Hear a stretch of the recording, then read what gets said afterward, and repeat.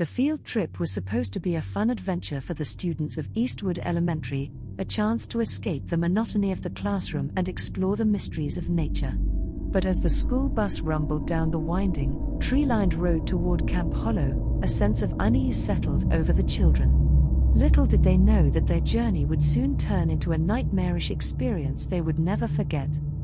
Camp Hollow was nestled deep within the heart of the Blackwood Forest, a place shrouded in legends of supernatural occurrences and eerie happenings.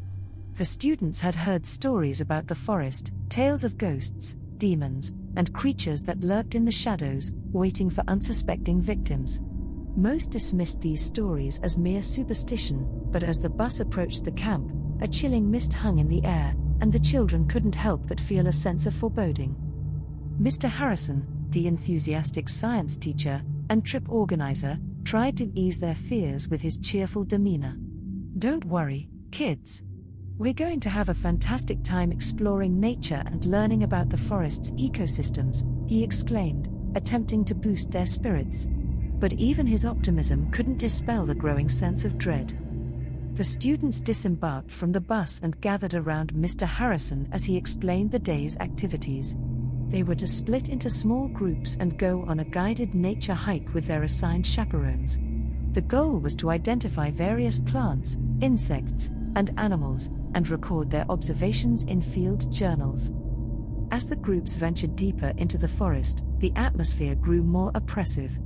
The trees seemed to close in around them, casting eerie, elongated shadows that danced like spectral figures. Unexplained rustlings and whispers echoed through the woods, making the children jump at every unexpected sound. Sarah, a shy and quiet girl, felt particularly uneasy.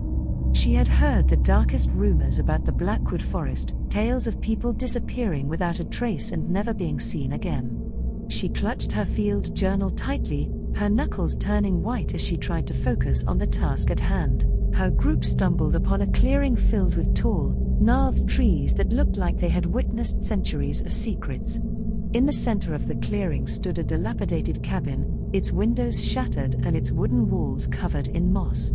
It looked like something out of a horror movie, and the children couldn't resist investigating. As they approached the cabin, the air grew colder, and a sense of dread washed over them. Mr. Harrison cautioned them to stay together, but curiosity got the better of some, and they began to explore the eerie structure.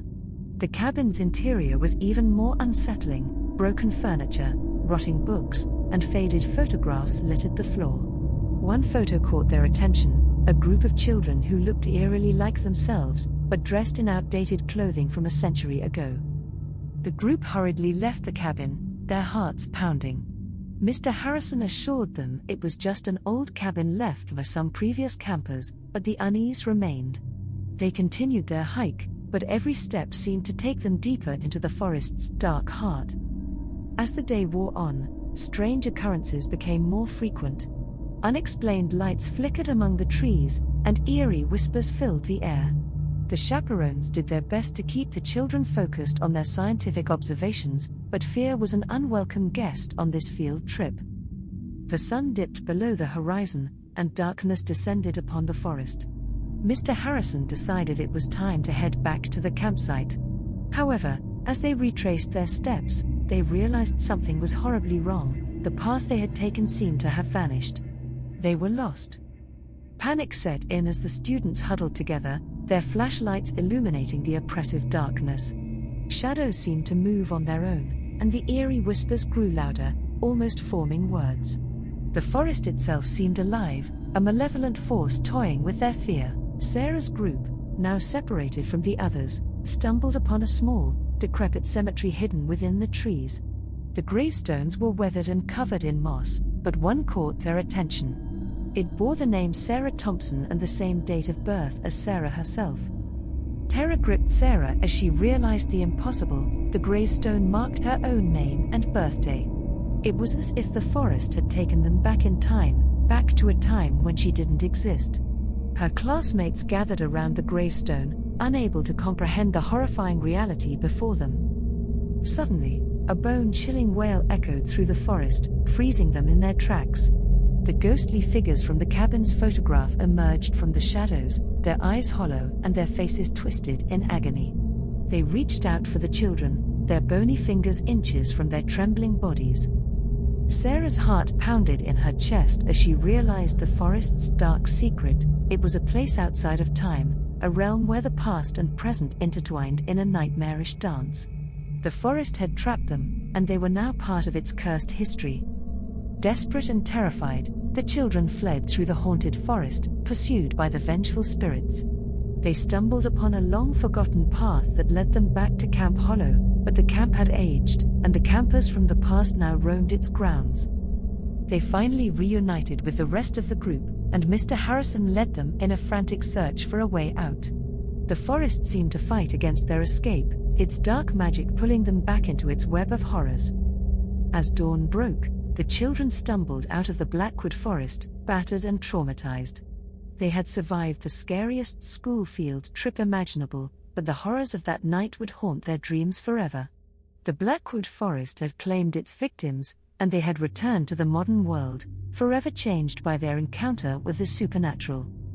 To this day, the students of Eastwood Elementary refuse to speak of that fateful field trip, and the Blackwood Forest remains a place of dread, its secrets hidden among the shadows, waiting to ensnare the unsuspecting. Part 2: The Haunting Aftermath.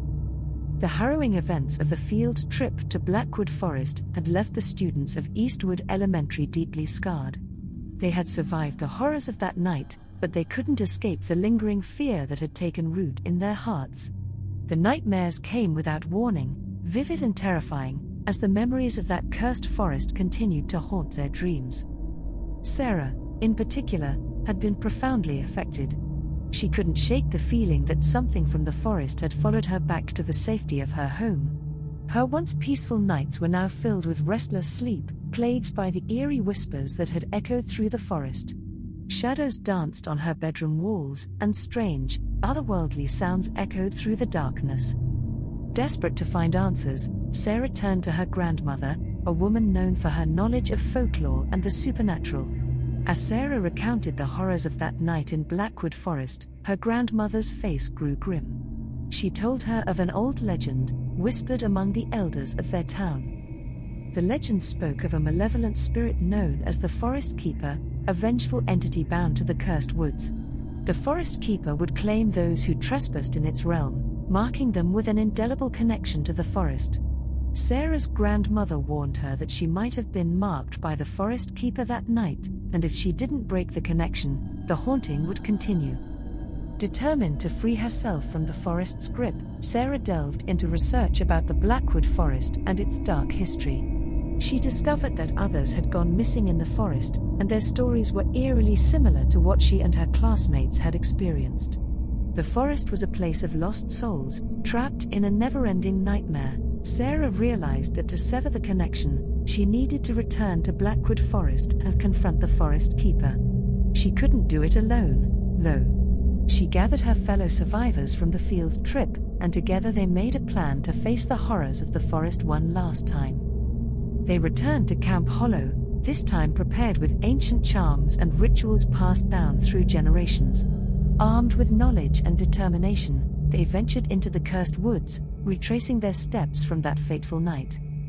As they entered the forest, the oppressive atmosphere closed in on them once more, and the whispers returned, taunting and chilling.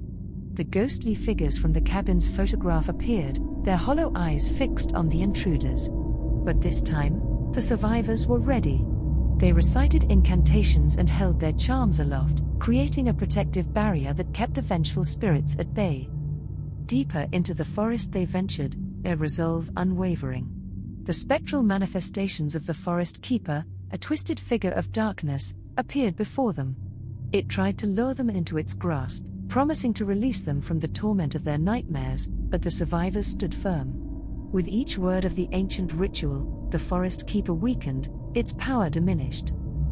Finally, as dawn broke over the horizon, the Forest Keeper let out a blood-curdling scream, its form dissipating into the early morning mist.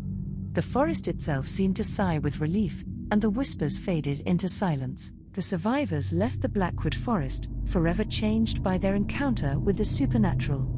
The connection between them and the forest had been severed, and they could finally put the horrors of that night behind them. The nightmares slowly faded, replaced by a newfound sense of strength and unity. Years passed, and the survivors went their separate ways, but they shared a bond that could never be broken. They never forgot the lessons they had learned in Blackwood Forest, that the world was filled with mysteries beyond their understanding and that sometimes, facing their fears was the only way to conquer them. The Blackwood Forest remained a place of dark legends and chilling stories, but the survivors knew the truth. They had faced the Forest Keeper and emerged victorious, proving that even in the face of the most terrifying horrors, courage and determination could prevail. And so, the story of the haunted school-field trip to Blackwood Forest became a cautionary tale, a reminder to all who heard it that some places should never be explored, and some secrets should never be uncovered. Part 3, The Final Confrontation. Years had passed since the survivors of the school-field trip to Blackwood Forest had vanquished the Forest Keeper and broken their connection to the cursed woods. Life had moved on, and they had grown into adults, each pursuing their own paths, but the memories of that dreadful night still lingered in the corners of their minds. One fateful evening, Sarah received an ominous letter, its contents cryptic and unsettling. It spoke of a resurgence of malevolent energy in Blackwood Forest, as if the darkness they thought they had banished had returned. The letter was unsigned, but the handwriting was eerily familiar. Unable to ignore the call of the forest, Sarah reached out to her fellow survivors, and they convened for a reunion. Their shared experience had forged a bond that time could not break, and they knew they had to return to Blackwood Forest one final time to confront the lingering evil. As they entered the forest once more, they immediately sensed the resurgence of malevolence.